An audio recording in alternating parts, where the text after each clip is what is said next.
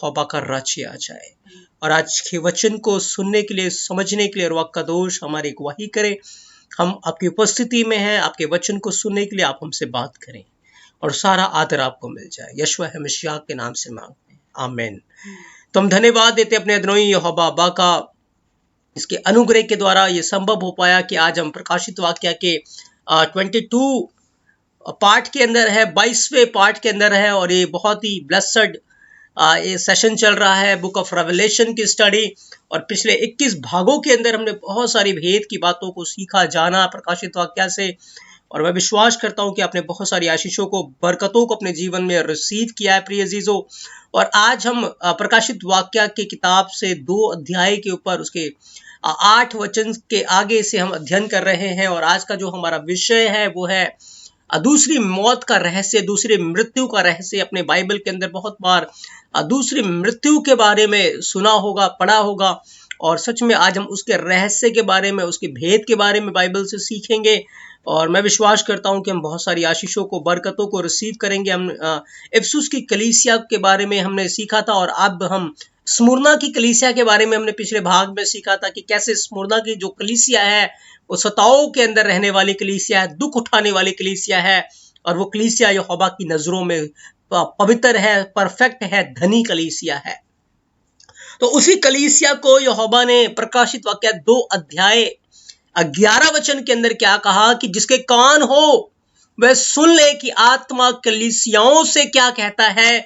जो जय पाएगा उसको दूसरी मृत्यु से हानि नहीं पहुंचेगी।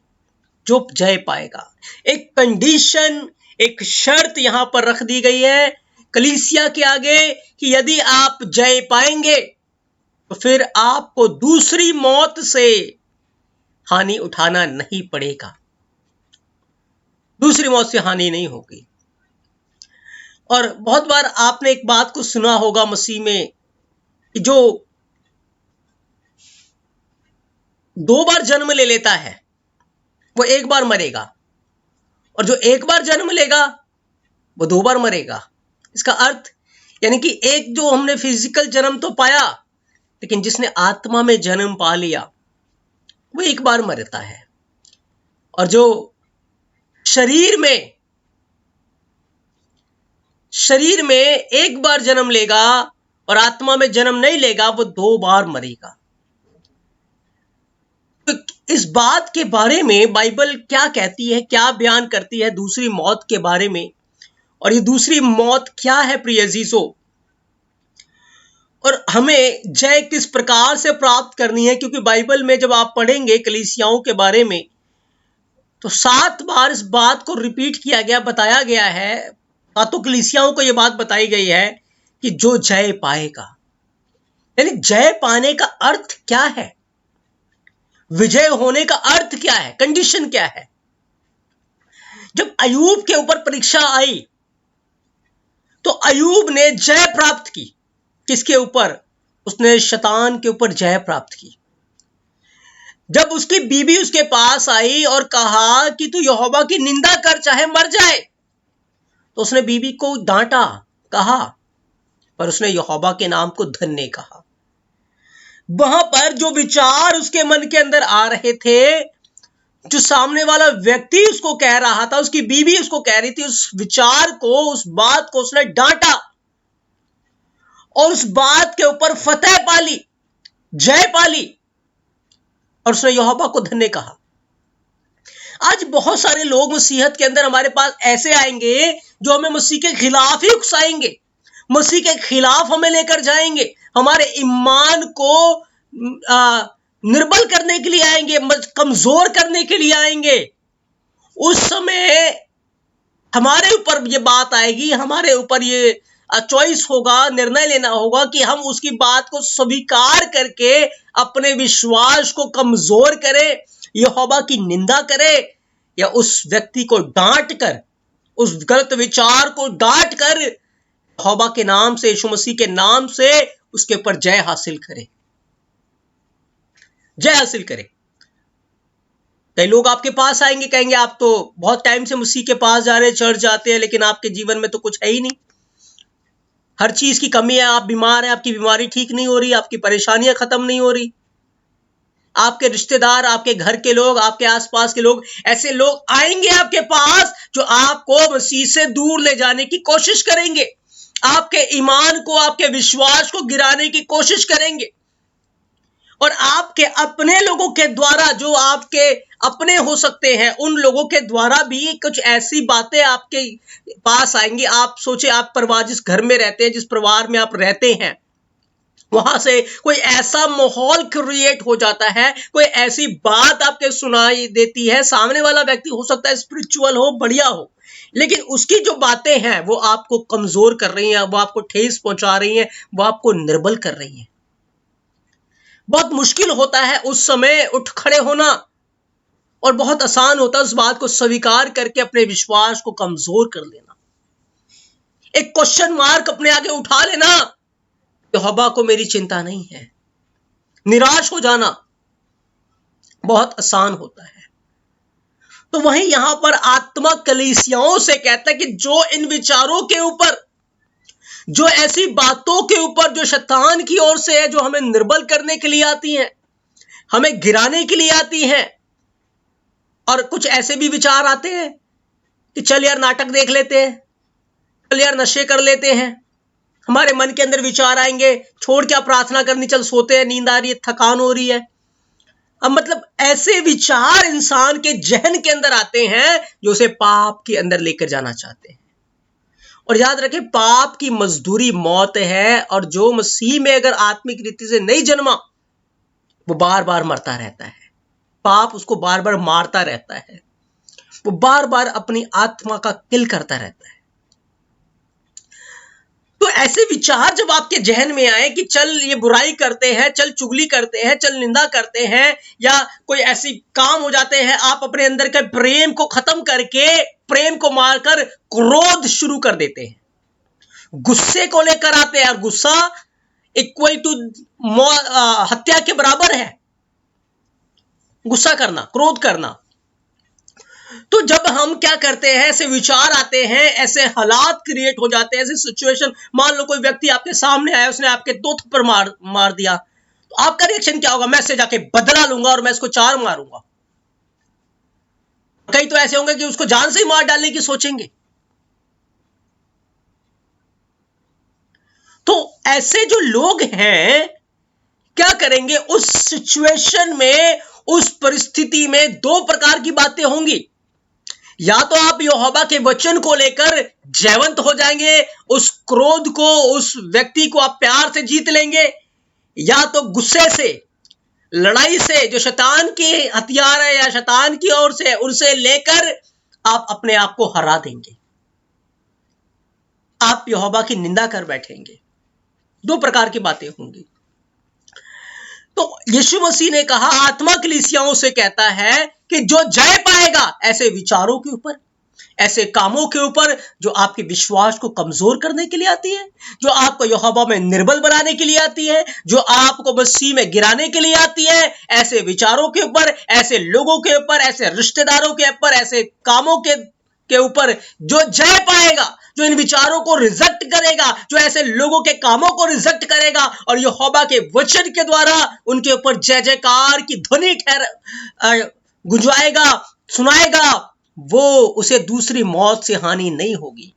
तो जय पाने का अर्थ है, प्रिय अजीजों, हम हर ऐसे काम के ऊपर जो आज हमारे खिलाफ हो रही है, हम संसारिक रीति से नहीं, पर यहोवा के वचन के अनुसार आत्मिक रीति से हम उन्हें जीत लें, हम उनके ऊपर जय पाए और अपने आप को उसी आत्मिकता में कायम रखें।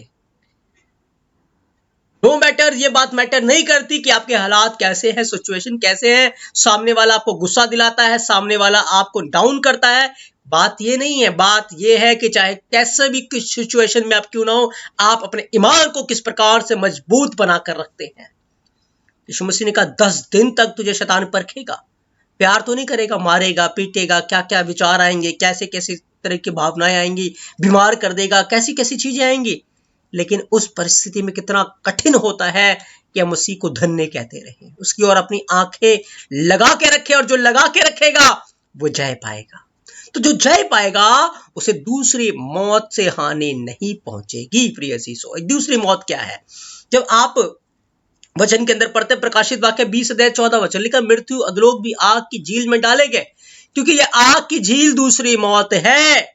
एक ऐसी आग की झील है जिसे बाइबल बयान करती है, उसका आग कभी मुझता नहीं है, वहां के कीड़े कभी मरते नहीं है, और वहां पर आत्माएं रात दिन 24 घंटे उस आग के अंदर तड़पती रहती हैं। याद रखें, जैसे इस पृथ्वी के ऊपर यदि आपकी अंगुली जल जाए तो जो पीड़ा होती है, सोचे अगर पूरा बदन आग के अंदर होगा, बॉडी पूरे आग के अंदर होगी, एक वैसे ही जो पीड़ा आपको इस पृथ्वी के ऊपर महसूस होगी, वही पीड़ा सोचे उस टेम्परेचर के अंदर, उस आग के अंदर जो दूसरी मौत है वहां पर होगी। क्योंकि जब इंसान मरता है उसे मौत का शरीर मिल जाता है। जैसे शरीर आज हम देख रहे हैं, ऐसे ही एक महिमा का शरीर होता है और एक मौत का शरीर होता है। तो जो इंसान हार जाता है, जो यहोवा में निर्बलताई में अविश्वास में मर जाता है, उसे एक मौत का शरीर मिल जाता है। उस मौत के शरीर के साथ वो उस आग की गंधक की झील के अंदर, जो कि दूसरी मौत है, युगानुयुग के लिए तड़पता रहेगा। याद रखिए, इस दूसरी मौत को, इस आग की झील को यहोवा ने लोगों के लिए तैयार नहीं की, ये शैतान और उसके दूतों के लिए तैयार की। लेकिन आज जो व्यक्ति अपने कामों से शैतान की तरफ है, जो व्यक्ति अपनी बातों से शैतान की हो चुके हैं, जो व्यक्ति अपने स्वभाव से शैतान के हो चुके हैं, वो भी उसके साथ जाकर दंड पाएंगे। यीशु मसीह ने उन यहूदियों को, जब आप पढ़ेंगे यूहन्ना 8 अध्याय 46 वचन की से आगे पढ़ेंगे, लिखा कहा, तुम अपने पिता शैतान की ओर से हो। क्यों? क्योंकि तुम उसके अभिलाषाओं को पूरा कर रहे हो। वो शुरू से हत्यारा है, तुम भी हत्या करते हो। वो शुरू से झूठा है, तुम भी झूठ बोलते हो। तुम उसकी अभिलाषा पूरी कर रहे हो। और जो यहोवा की संतान है, वो यहोवा की अभिलाषा को पूरा करते, वो मसीह के स्वभाव को प्रकट करते हैं। तो आप अपने जीवन में झांक कर देखें कि इन सारी परिस्थितियों में जो आज आपके साथ हो रही हैं, आप किसकी अभिलाषा को पूरी कर रहे हैं? आप जो बातें कर रहे हैं वो शैतान की ओर से है या यहोवा की ओर से है? इसी से आप जान जाएंगे कि आप दूसरी मौत में जाएंगे या यहोवा के राज्य में जाएंगे। वो आग और गंधक की झील है, जहां का कीड़ा कभी भी मरता नहीं है। प्रिय चीजों, रात दिन वहां के जो बंदे हैं, ऐसी चीखे, जैसे यहां पर अगर कोई व्यक्ति आग में चला जाए, चीखेगा, चिल्लाएगा, उसी तरीके से वहां भी लोग उसी प्रकार से चीखते हैं। पिछले दिनों में एक वैज्ञानिक का ग्रुप इस बात को सर्च कर रहा था, पृथ्वी के नीचे उन्होंने खोदा, बहुत दूर तक खोदने के बाद जो मशीन होल करने की थी वो रुक गया, क्योंकि नीचे बहुत ज्यादा हीट कर रहा था। और उन्होंने देखा कि क्या है, उन्होंने नीचे स्पीकर फोन्स लगाए, रिकॉर्ड किया आवाज को। तो वहां पर जब उन्होंने उस आवाज को सुना, वहां करोड़ों लोगों की चीखने की आवाज सुनाई दे रही थी। 2000 डिग्री सेल्सियस वहां का तापमान था। डर गए, थर्रा गए, और उस मिशन को रोक दिया गया। यूट्यूब के ऊपर उसकी वीडियो है। नर्क के अंदर चीखने का, चिल्लाने का शब्द था, प्रिय चीजों। और जो लोग आज शैतान की सुबह को, शैतान की अभिलाषाओं को पूरा कर रहे हैं, प्रकट कर रहे हैं अपने जीवन से, वो क्या कर रहे हैं? वो दूसरी मौत में जाने की तैयारी कर रहे हैं। आज वो फिजिकल तो मर रहे हैं, स्पिरिचुअल तो मर रहे हैं इस पृथ्वी के ऊपर रहते हुए, लेकिन वो मौत हमेशा के लिए खाएगी। एक एक पल का भी उन्हें चैन नहीं मिलने वाला। प्रकाशित वाक्य 21 अध्याय 8 के अंदर भी लिखा है, परंतु डरपोकों, अविश्वासियों, घिनौनों, हत्यारों, व्यभिचारियों, टोनों, मूर्ति पूजक और सब झूठों का भाग उस झील में मिलेगा, जो आग और गंधक से जलती रहती है। यह दूसरी मौत होगी। मेरे प्रियो, क्या हम शैतान की अभिलाषा को पूरा कर रहे हैं या मसीह की? यीशु मसीह ने एक बात तभी कही, यदि तेरा हाथ तुझे ठोकर खिलाए तो उसे काट डाल। ढूंढा होकर जीवन में प्रवेश करना तेरे लिए इससे भला है कि 2 हाथ रहते हुए नरक में की आग में तू डाला जाए, जहां जो आग कभी बुझती नहीं है और जहां का कीड़ा कभी मरता नहीं है, आग बुझती नहीं है। यदि तेरा पांव तुझे ठोकर खिलाए तो उसे काट डाल। मेरे प्रियो, आप देख रहे हैं कि ये व्यक्ति के साथ मेरी संगति है, इन लोगों के साथ मेरी संगति है, मेरे चाल चलन, मेरे हाथों के काम ठीक नहीं है। यीशु मसीह ने कहा उसे काट डाल। उसको काट डालने का अर्थ उससे अलग हो जा, उन चीजों से अलग हो जा, उन कामों से अलग हो जा, उन बातों से अलग हो जा। नहीं तो कहां चला जाएगा? नरक की आग में। आपके हाथ ऐसे काम करा रहे हो, आपके पांव ऐसे काम करा रहे, आपको उन कामों को मारना है, उन कामों को काटना है। हाथ को काटने का अर्थ ये नहीं हाथ काट दें जाके,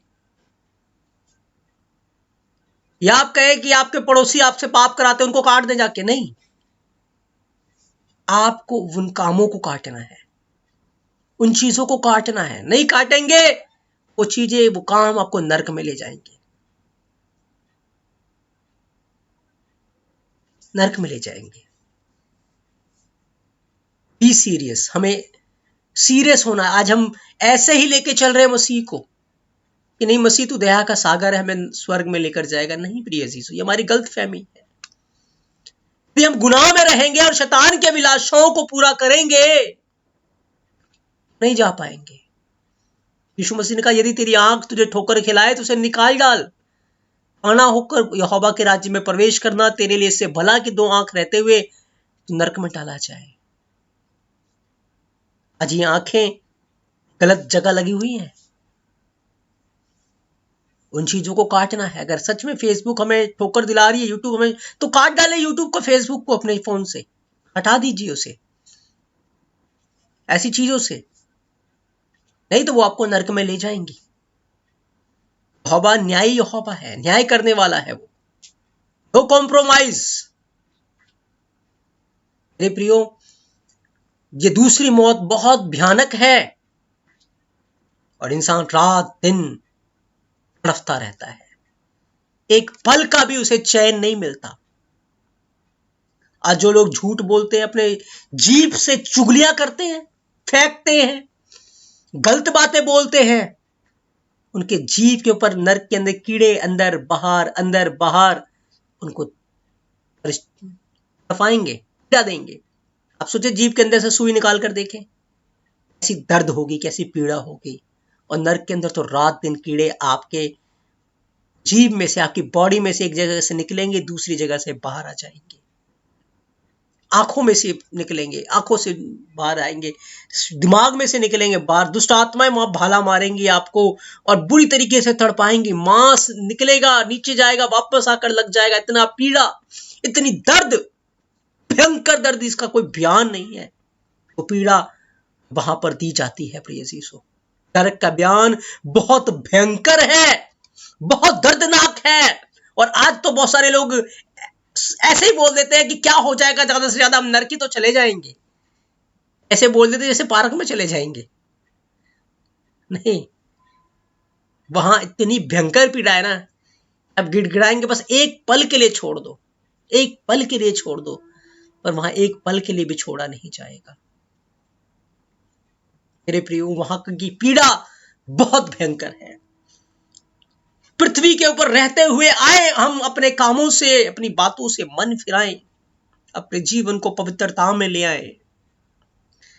और जो आज ऐसे काम हैं जो हमें पाप की ओर लेकर जा रहे हैं, उन्हें काटे अपने जीवन से। आप अपने जीवन से ये विचार निकाल दीजिए कि अगर मैं झूठ नहीं बोलूंगा तो मेरा काम सफल नहीं होगा, मेरी दुकान नहीं चलने की। आप अपने जीवन से ये दिमाग से बात निकाल दीजिए कि मैं अगर चुगली नहीं करूंगा तो मेरी रोटी हजम नहीं होगी। आप अपने दिमाग से इस बात को निकाल दीजिए कि अगर मैं व्हाट्सएप नहीं चलाऊंगा, फेसबुक नहीं चलाऊंगा तो मेरा काम, मेरा टाइम पास नहीं होगा। नहीं, आपको ये चीजों के बगैर अपना जीवन बिताना पड़ेगा, सीखना पड़ेगा। अगर आपको मसीह के राज्य में जाना है तो आपको इन सारी चीजों के ऊपर जय प्राप्त करना ही पड़ेगा प्रिय सीसो। नहीं तो याद रखें, आग और गंधक की झील हमारे लिए तैयार है, जहां का कीड़ा कभी मरता नहीं है, जहां की आग कभी बुझती नहीं है, कभी नहीं बुझती। बाइबल में लिखा लूका 16 अध्याय के अंदर 19 से 22 वचन। एक धनवान मनुष्य था जो बैंजनी रंग के कपड़े और मलमल पहनता था और प्रतिदिन सुख विलास और धूमधाम के साथ रहता था। और लाजर नामक एक कंगाल घाव से भरा हुआ उसकी डेवड़ी पर छोड़ दिया जाता था कि वह चाहता था कि धनवान की मेज पर की जूठन से अपना पेट भरे, वरन कुत्ते भी आकर उसके घाव को चाटते थे। और ऐसा हुआ, कंगाल मर गया और स्वर्गदूतों ने कंगाल को लेकर अब्राहम की गोद में यानी कि स्वर्ग में पहुंचा दिया। और धनवान भी मरा और उसे नरक में उसने अपनी आंखें खोली। वहां पर क्या हो रहा था? उसकी जीभ जल रही थी, उसकी जीभ जल रही थी। वो भयंकर पीड़ा में था। पानी की एक बूंद वहां पर नहीं थी।